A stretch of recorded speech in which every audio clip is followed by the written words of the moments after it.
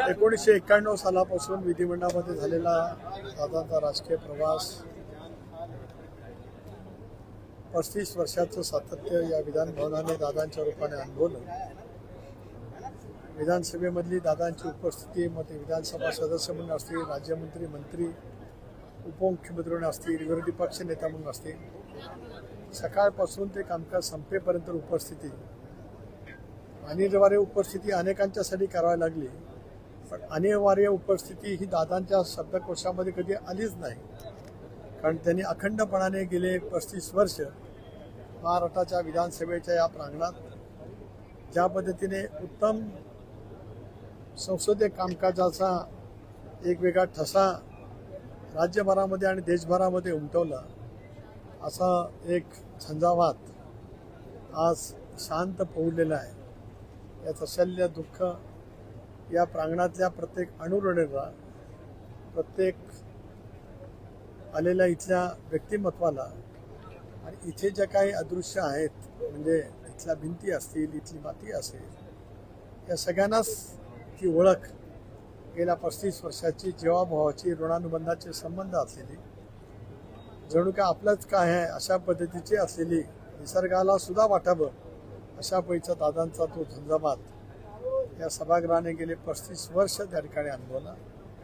सभागृहातली त्यांची अभ्यासपूर्ण भाषणं, दीर्घकाळ मांडलेला, सर्वाधिक मांडलेला अर्थसंकल्प, राज्याच्या आर्थिक स्थितीच्या बाबतीमध्ये त्यांनी वेळोवेळी घेतलेली खबरदारी, त्याचबरोबर राज्याच्या हितासाठी घेतलेले निर्णय, त्याच्यासाठी दिलेला फार मोठ्यासाठी निधी, सर्व समाजासाठी, सर्व घटकांच्यासाठी त्यांनी घेतलेले निर्णय आणि निर्णय घेत असताना सभागृहातली त्यांची वेगवेगळी भाषणं, हे सुद्धा एक तऱ्हेचं ग्रंथ होऊ शकेल.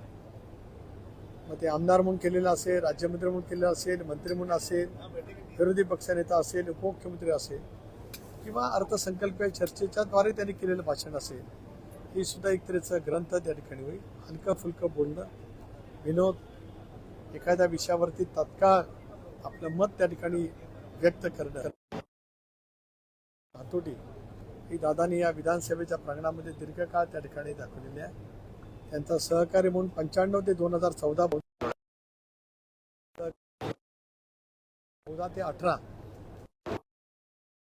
म्हणून विधान परिषदेतली माझी वाटचाल मी अनुभवली. नेता किती मोठा, दिलदार, किती मोठ्या मनाचा असू शकतो.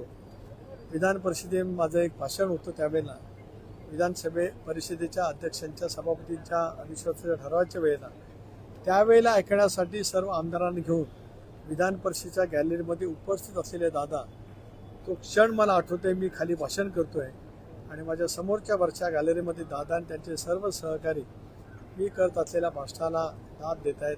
एक नेता आपल्या सहकार्याच्या वरती किती प्रेम करतो, व्यासंगी विचार आपला सहकारी करत असलेल्या, व्यक्त करत असलेल्या भावना ठामपणे त्याच्या पाठीमागे ज्या पद्धतीने ते सतत उभे राहिले, आज सारंच काय आम्ही गमावलेलं आहे.